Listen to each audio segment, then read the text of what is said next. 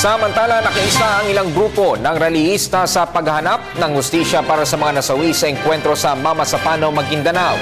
Iminungkahi ni Renato Reyes Jr., Secretary General ng Grupong Bayan.